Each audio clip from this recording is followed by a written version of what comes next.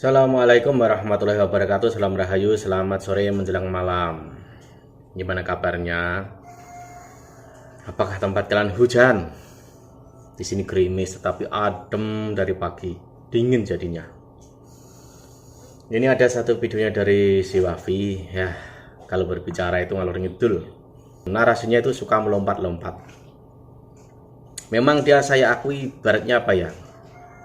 Orang yang cerdas lah. Tetapi daya nalarnya itu, logikanya itu, waduh, masih bodoh gitu. Tetapi logikanya itu satu titik kelemahan dia. Mending kalian lihat dulu ini videonya. Video ini sesungguhnya ada beberapa menit, tetapi saya potong-potong. Saya jawab poin-poin yang penting saja. Yang bisa dibilang ini, aduh, ini gimana nih orang. Ini satu videonya dulu nih ya, yang ini. Abu Zur'ah dengan Abdullah bin Ahmad bin Hambal. Imam Abu Zur'ah mengatakan, Inna abaka, sesungguhnya ayahmu wahai Abdullah, maksudnya Imam Ahmad, itu telah menghafal alfi hadis. Alfi hadis, berarti kan 1 juta. Alfin kan 1 juta. Nah, setelah saya sampaikan riwayat itu, apa kata Mukimat? Kok bisa hafal 1 juta hadis? Sahih Bukhari saja isinya cuma 7.000. Ini kan sudah goblok ini. Dikira Imam Bukhari itu cuma punya 1 kitab, Sahih Bukhari saja. Padahal kitab Imam Bukhari banyak. Ada Adabul Mufrad, ada At-Tarikh Al-Kabir, dan lain sebagainya. Nah, dia kira Imam Bukhari cuma punya 1 kitab. Nah, sama dengan Imam Ahmad. Mungkin dikira Imam Ahmad punya 1 kitab saja. Namanya Al-Musnad. Nah, sehingga dikira bohong Imam Abu Zur'ah yang hidup sezaman. Bayangkan, hidup sezaman saja mereka nggak percaya. Makanya jangan percaya kalau mereka mengatakan mana kitab sezaman. Nggak percaya, jangan percaya, itu bohong. Itu kita kasih bukti orang yang hidup sezaman nggak percaya juga, ternyata nggak percaya juga. Imam Abu Zur'ah mengakui Imam Ahmad hafal 1 juta hadis, dan beliau mengatakan pernah bertemu Allah 99 kali. Nah, kalau kita melihat perkataan itu dinisbatkan kepada orang lain, pasti dibilang hurafat, pasti itu. Wah, Isra Mi'raj aja 1 kali kok ketemu 99 kali. Tapi kalau kita tahu siapa Imam Ahmad bin Hambal, yang 1 hari sholatnya 300 rakaat. 300 rakaat, gara-gara beliau melawan pemerintah, lalu masuk penjara, akhirnya dipukuli di penjara, keluar dari penjara, yang awalnya sholatnya 300 menjadi 150 rakaat karena sakit semua. Dipukuli di penjara sehari, akhirnya berkurang dari 300 menjadi 150 rakaat. Ini bukan kata saya, itu tercatat di dalam kitab-kitab sejarah. Nah, kalau kita tahu orang yang ada seperti itu, sholatnya aja 150 rakaat. Jadi keistimewaan itu lam yadzuk lam yadri. Yang nggak pernah merasakan nggak pernah tahu. Nah, dan semua orang soleh, semua ulama pasti punya keistimewaan berbeda-beda. Apakah ini hal yang aneh? Ya nggak aneh lah. Nabi Musa loh bisa membelah lautan, kita percaya saja kok. Pernah kita bertanya begini, mana bukti sezaman bahwa Nabi Musa pernah membelah lautan? Ada orang yang berani ngomong kayak gitu. Mana bukti sezamannya? Nabi Musa pernah membelah lautan. Siapa saksinya? Apakah dia bisa terpercaya? Kan tidak pernah kita bilang seperti itu. Kenapa? Karena yang diceritakan Nabi Musa. Atau ketika Nabi Isa membangkitkan Lazarus. Ketika mati, Lazarus dibangkitkan hidup lagi. Berani kita mengatakan, mana bukti sezamannya bahwa Nabi Musa pernah membangkitkan orang mati? Kenapa kok kita gak berani ngomong kayak gitu? Karena yang diceritakan Nabi nih. Nah, itu sebenarnya sudah menjadi sebuah contoh bahwa orang-orang yang dekat dengan Allah itu pasti punya keistimewaan. Namanya mukjizat kalau di Nabi. Kalau di waliullah namanya karomah. Bedanya apa? Bedanya kalau mukjizat itu untuk membantah kaum-kaum yang menentang dakwah Nabi. Kalau karomah itu menentang orang-orang yang membantah waliullah. Persamaannya apa? Persamaannya adalah sama-sama sesuatu yang tidak biasa, namanya khawarikul adah. Kalau biasa sama dengan yang lain namanya bukan karomah. Kalau sama dengan yang lain namanya bukan mukjizat. Kalau begitu, ya kira-kira seperti itulah. Pola berpikirnya itu selalu seperti itu, berusaha meyakinkan orang bahwa apa yang dia katakan itu benar. Apalagi dia saat berkata soal yang katanya seorang Habib itu hafal jutaan hadis. Padahal Sahih Bukhari saja jumlahnya hanya berapa sih? Kitabnya memang banyak, tetapi jumlahnya itu kan kalau kita rangkum semua paling berapa sih? 15.000. Lalu yang jutaan itu dari mana semua gitu loh. Di beberapa kitabnya Bukhari itu kan jelas. Ada yang soal tentang etika dan akhlak, itu ada 1322. Ada soal tata cara sholat itu 300 sendiri. Apalagi dia sebut Tarik Al-Kabir, itu berapa? 6 ribuan. Itu soal biografi, soal sejarah, semacam itu. Dan masih banyak lagi. Tetapi jumlahnya ya itu tadi. Apalagi saat berkata dia soal khurafat itu loh. Apalagi saat dia membandingkan juga mikrot 90 kali dengan sholat 300 rakaat. Itu konteksnya tuh kacau balau itu. Apalagi seakan-akan menyamakan Nabi Musa dengan Ba'alwi. Soal khurafat Ba'alwi dianggap karoma analogi Nabi Musa. Kan aneh. Nabi Musa seakan-akan dibandingkan dengan keramatnya Habib.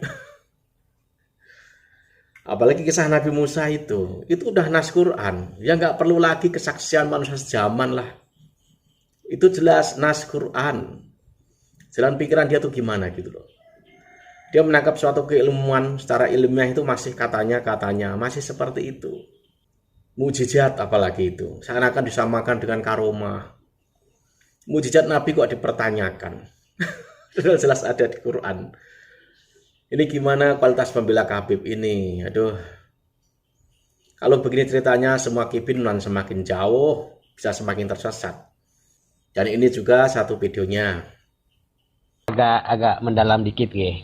Sesuai dengan ini saya yang sering teman-teman di protesis itu tanyakan. Tapi ini pribadi saya supaya saya itu masuk dalam kategori yakin bukan husnudzon lagi. Yaitu idrokusain idrogantaman tentang Sayyid Ubaidillah itu. Tolong jenengan referensinya itu, kalau catat nanti saya nggak punya kitabnya masalahnya ya. Kalau ada kitabnya saya cari sendiri nanti. Gus Wafi, monggo Gus Wafi. Nah sekarang kita ngomong nasab misalnya. Kita ngomong nasab. Nah, ada standarnya. Gimana cara ulama dulu menetapkan nasab? Ada 4 nih caranya. Yang sudah disepakati oleh ulama dari zaman ke zaman ada 4. Kalau mereka menuduh bahwa kita punya rukun Islam 6, yang nomor 6-nya yakin bahwa Ba'alawi keturunan Nabi, kalau kita balik perkataan itu bisa. Berarti mereka memberikan kaifiyah terhadap cara nasab itu nambah 1. Harus percaya tesis Imad, kan begitu. Nah, padahal kaifiyatu itsbatin nasab, cara menetapkan nasab itu nggak ada seperti yang Imad katakan, itu nggak ada. Kalau kita mau pakai standar ilmu nasab yang sudah dipakai ulama, 1 misalnya harus tercatat oleh orang ahli nasab di sebuah manuskrip makhtutot atau kitab lah gitu. 1. Yang syaratnya tulisannya itu sudah bihaddin mauthuq dari indan nasabah. Ditahqiq gitu ya. Iya, sudah ditahqiq, sudah dicatat oleh orang ahli nasab 1. Ini torikoh ya, bukan syarat. Kalau syarat hilang 1 hilang semua. Kalau torikoh bisa milih gitu loh. Namanya juga torik, jalan. Namanya jalan kan bisa milih. Metodologi ya, metodologi. Nah, bisa lewat sana, bisa lewat sini. Yang penting sama-sama nyampe kan gitu. Nah, 1 itu caranya. Kedua, ma'rifatu abin li ibnin. Jadi pengetahuan seorang ayah terhadap anaknya. Ada juga syuhrah wal istifadah dan lain sebagainya lah. Nah, adakah dari cara penetapan nasab ini misal harus ada kitab sezaman misalnya? Ada nggak seperti itu? Kan nggak ada. Nggak ada.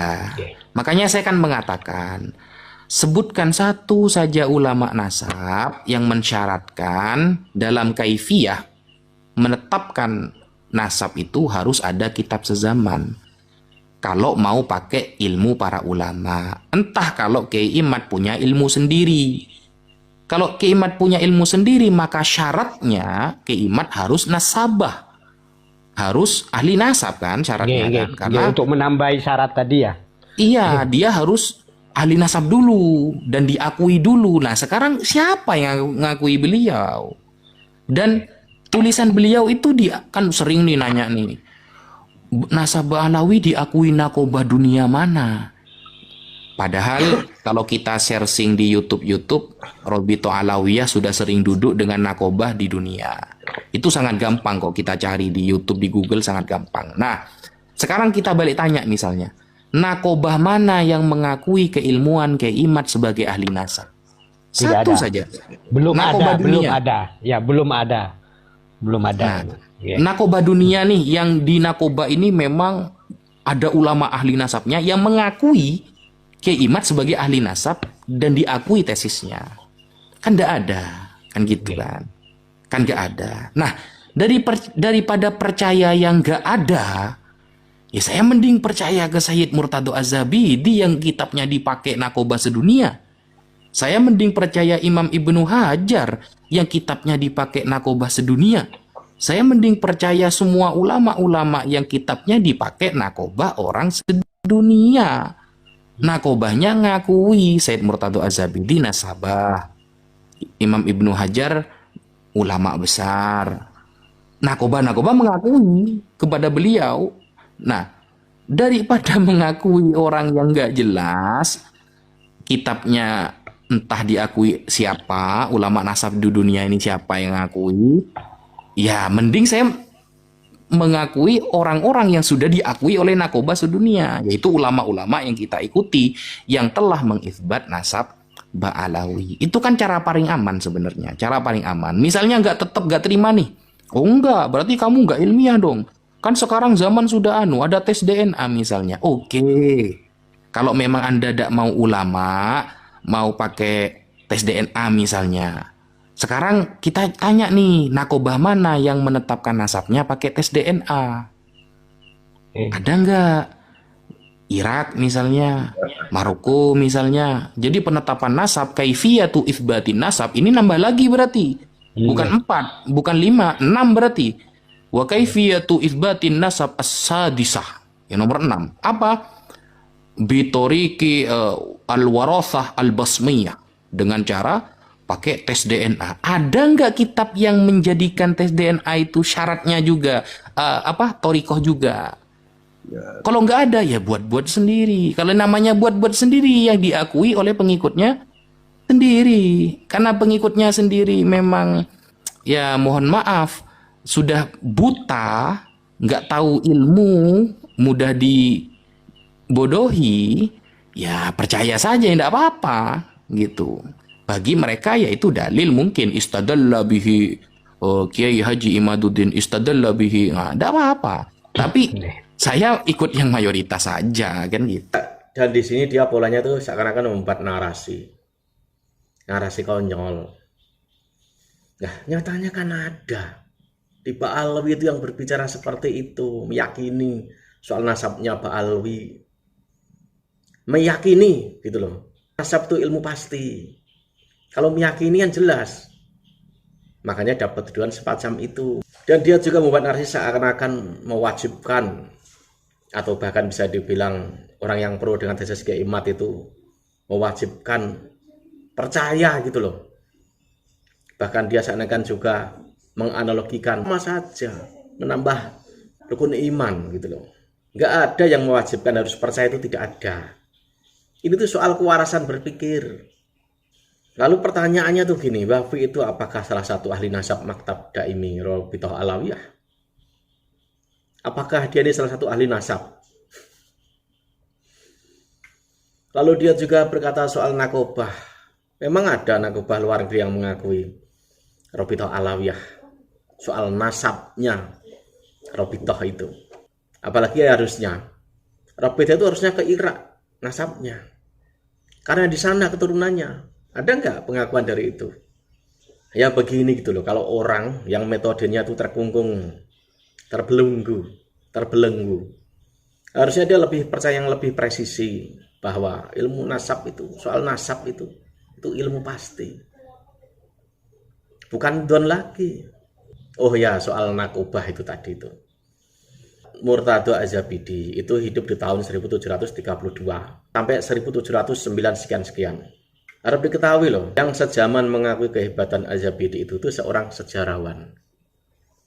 Lalu dia membandingkan dengan Kiai Imaduddin. Lah, bukankah sejarawan Indonesia seperti Bapak Anhar Gonggong itu jelas? Itu pakar sejarah Indonesia. Bedanya apa? Belum lagi Kiai Said. Banyak kok para kiai profesor dokter itu yang percaya dengan apa yang dilakukan Kiai Imaduddin. Bedanya apa? Az-Zabidi ini kan lahirnya di India. Lalu dia pindah ke Mesir. Yang mengakui juga dulu orang Mesir. Ini perlu proses waktu gitu loh. Karena Az-Zabidi dulu yang mengakui justru itu sejarawan. Bedanya apa dengan sekarang? Seperti Kiai Imaduddin itu. Lalu kemari Az-Zabidi itu diakui seorang ahli nasab. Nah ini berproses. Bedanya apa? Yang jelas itu ya belum. Kalau mungkin secara dunia, tetapi orang Malaysia udah tahu. Ulama Singapura udah tahu. Apalagi ini zaman media online, lebih cepat daripada zaman dulu. Harusnya ini tuh dipakai, logikanya dipakai. Siapa yang ragu dengan keilmuan Kiai Said? Siapa yang ragu dengan keilmuan Kiai Marzuki Mustamar? Gus Abbas? Kalau kita mencari titel, mereka juga punya titel doktor. Bahkan kalau orang dulu itu ya mungkin zaman Az-Zabidi itu mungkin bisa lebih cerdas orang sekarang. Belum lagi media sekarang itu lebih lengkap daripada zaman dulu. Harusnya Wahabi itu mengetahui ini. Logikanya terbelenggu itu. Sejarawan itu tahu nggak siapa namanya? Abdurrahman Al-Jabarti. Ya sama, Indonesia juga ada ahli sejarah banyak. Apa bedanya Indonesia dengan Mesir? Ya itu tadi, itu proses. Dia tuh justru melakukan apa ya? Opini pembodohan terhadap orang itu untuk tidak berpikir sesungguhnya. Apalagi dia juga membahas soal tes DNA. Tes DNA itu penguat. Apakah Wahabi itu mampu? Atau menyepelekan hujahnya para ulama di Nahdlatul Ulama? Itu jelas, penguat. Di ulama luar negeri juga sama, penguat. Kok yang lucunya nyari apa ya? Kitabnya. Saya dicari kitab sejamannya. Kitab sejaman saat itu ya orang-orang yang menyetujui soal DNA itu. Kan banyak. Kajian ilmiahnya banyak. Sangat banyak sekali. Justru yang buta soal ilmu itu ya si Wahabi ini.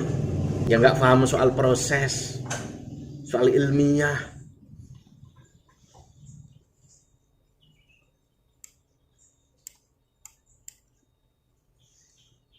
Nah ini lagi videonya Raffi lagi nih. Dari metodologi yang Gus Wafi sebutkan tadi, Khattun Nasabah, Ma'rifatu Abin Li Ibnin, itu kan untuk jarak dekat ya, Ma'rifatu Abin Li Ibnin ya, untuk apa itu nasab dekat ya. Ini yang diambil oleh para habaib itu yang mana Gus Wafi? Dari kafiyah tadi itu. Masuk semua itu. Masuk Khattun Nasabah masuk ya? Khattun Nasabah ya, kita para ulama semuanya. Wow. Iya. Itu kena. Yasyura wal Istifadhah kena. Ma'rifatu Abil Ibnin kena. Syahadati Adlaini kena. Kena semua empatnya itu. Lalu mereka nambah syarat lagi. Mana kitab sezamannya kata mereka. Saya pengen tahu kalau sama-sama pakai kitab sezaman yang diakui oleh nasabah, coba Wali Songo yang mereka gadang-gadangkan menjunjung tinggi Wali Songo katanya, saya pengen tahu kitab nasabah dunia siapa yang mengakui Wali Songo zuriyah Nabi? Yang sezaman loh ya. Sezaman. Saya bukan tidak mengakui Wali Songo zuriyah ya. Tapi kalau sama-sama pakai standar demikian, saya pengen tahu kitab nasabah, khattun nasabah, mauthukun bihi, yu'rafu khattuhu wa yatahaqqaquhu, kan begitu. Itu coba yang sezaman. Pengen tahu. Kalau sama-sama pakai standar seperti itu. Manuskrip sejaman Wali Songo itu ada di Kiai Salim. Mau jawab apa? Dari tulisan langsung Pangeran Arif bin Sunan. Itu tahunnya udah jelas. 1580-an. Membantah apa lagi? Nah, soal nasabnya ini kan bisa ditelusuri. Bahkan Nat sendiri aja sudah jelas dan menjelaskan kemana arahnya. Jadi tidak perlu bingung mencari lagi soal nasabnya Wali Songo. Nah ini lagi nih, ini video pendeknya lagi nih. Mereka dengan gamblang mengatakan bahwa tolong sebutkan Gus Wafi, apakah benar ada ulama yang ahli di bidangnya dalam tanda kutip nasab, ulama-ulama terdahulu yang mengisbat nasab Alawi? Apakah ada, Gus Wafi? Itu pertanyaan 4 tahun yang lalu. Kalau ditanyakan sekarang, mereka ketinggalan zaman mereka. Bukan kitab sezaman, tapi ketinggalan zaman mereka. Gitu. Nah, itu tandanya dia nggak bisa jawab. Jawabannya seperti itu. Karena nanti ujungnya akan kemana? Ke Pak Alwi sendiri. Kan aneh gitu loh. Ini lagi nih videonya nih. Terus mereka itu, Gus Wafi, terus mereka utarakan seperti itu di komal-komal mereka. Ketika kita dalam tanda kutip balas mereka itu dengan perkataan ulama seperti Imam Ibn Hajar Al-Haytami misalkan, oh itu bukan ahli nasab, itu ahli fikih. Sekarang ini kau sebutkan kata orang itu kan, kau sebutkan. Gimana kata mereka? Dia bukan ahli nasab tapi ahli fikih katanya. Iya. Itu kan yang menjadi jawaban dari pionir-pionir atau dalam tanda kutip ustadz-ustadz mereka, ustadz-ustadz mukimat, Gus Wafi. Nasab itu bagian dari ilmu fikih nggak sih? Iya, jelas. Ya iya sudah selesai.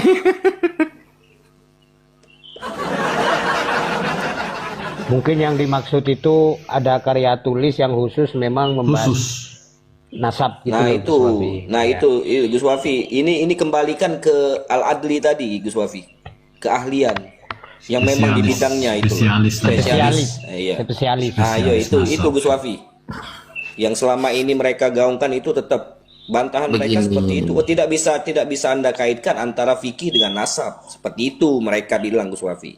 Bagaimana cara mengkonternya dalam artian seperti itu, dalam bagaimana cara menjawabnya? Inilah, mereka nanya aja salah gitu loh. Mereka nanya aja salah, apalagi jawab. Mereka mengatakan kalau ada ulama, seolah-olah gampangannya beginilah.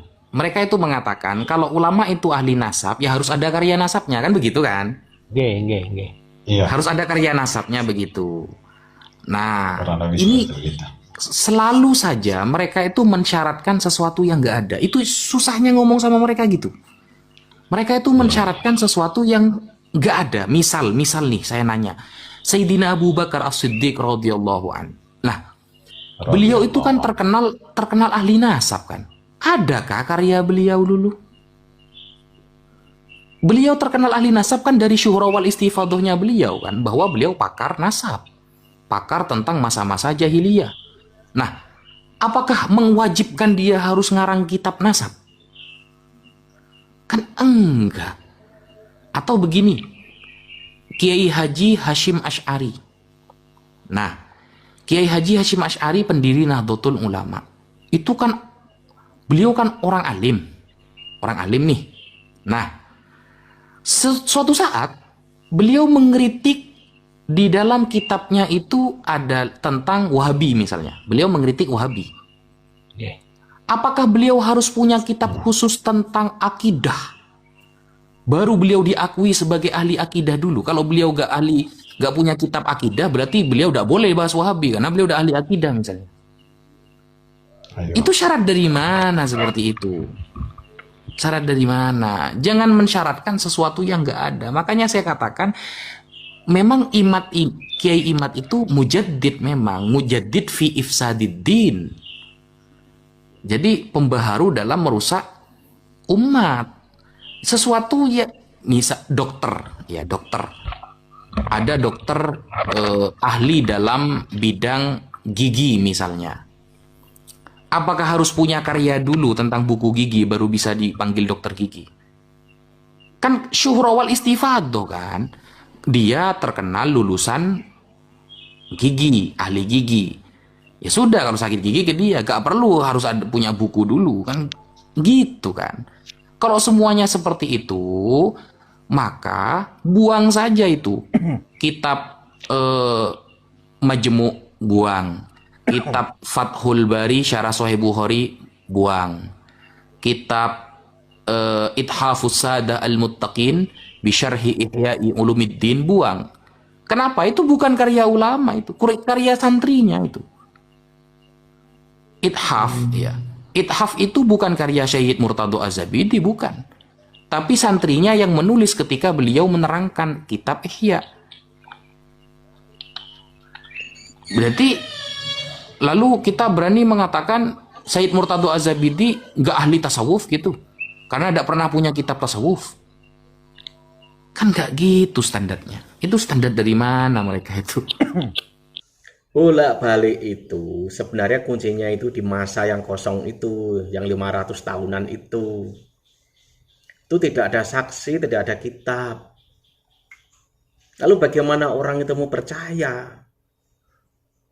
Kalau hanya kesaksian bapak ayahnya itu untuk orang yang sekarang. Tetapi masa sebelumnya itu loh, itu gak ada.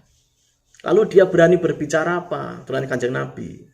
Lah, katanya dia itu kan harus disahkan oleh seorang nasabah, oleh nakobah.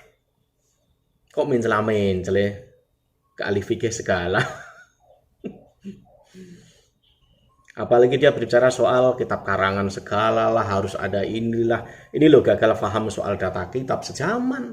Gagal paham soal dia seakan-akan mewajibkan kitab karangan. Ini gimana logikanya? Tahu nggak sih dia tuh konteks ahli itu seperti apa? Ahli itu lebih lagi kredibel jika memang ada buktinya. Bolak-balik lagi ke itu lagi gitu loh, diragukan nasabnya Pak Alwi karena soal putusnya jedanya 500 tahun itu tidak ada apapun tertulis, tiba-tiba muncul. Apalagi dia bawa-bawa ke Hasyim Asy'ari soal Wahabi. Ini aduh parah, melompat kemana-mana ini. Dia paham nggak sih konteks ahli itu? Soal nasab itu seperti apa gitu loh. Apalagi dia menggunakan juga analogi soal dokter gigi lah. Dokter gigi itu sebelum lulus itu dia itu kan membuat skripsi, yaitu karyanya. Terjemahannya yaitu. Apalagi dia menganalogikan surah ini soal ke dokter gigi. Aduh. Ini tuh nyangkut masa 500 tahunan yang kosong, Wafi. Yang kosong. Beda dengan dokter. Kacau pikiran logikanya. Apalagi dia berkata juga soal Az-Zabidi, soal tasawuf itu, aduh kemana-mana ini. Pokoknya semua dipukul rata Abu Bakar. Yang dianggap juga soal nasab. Memang ini itu berhubungan soal Abu Bakar itu berhubungan dengan hadis. Ingat berhubungan dengan hadis Nabi. Apa lupa posisi ketetapan hadis itu sangat krusial. Dan posisi hadis itu urutan kedua loh setelah Al-Quran. Para ulama juga sepakat bahwa hadis bukan sekedar pelengkap, melainkan bagian integral dari wahyu. Mau memakai pembelaan soal Abu Bakar itu, lalu disandingkan dengan nasabnya Pak Alwi, ilmu nasab orang-orang yang sekarang ini. Paham nggak sih soal bagian integral dari wahyu itu? Ya beginilah pembenaran pada hal yang salah. Jika diucapkan terus, semakin belepotan dan semakin meloncat-loncat, terutama dalam hal narasinya. Duh, kacau-kacau. Lalu dia berbicara itu pakai bahasa-bahasa Arab lah. Tapi logika dia itu aduh, perlu dibenahi banyak itu.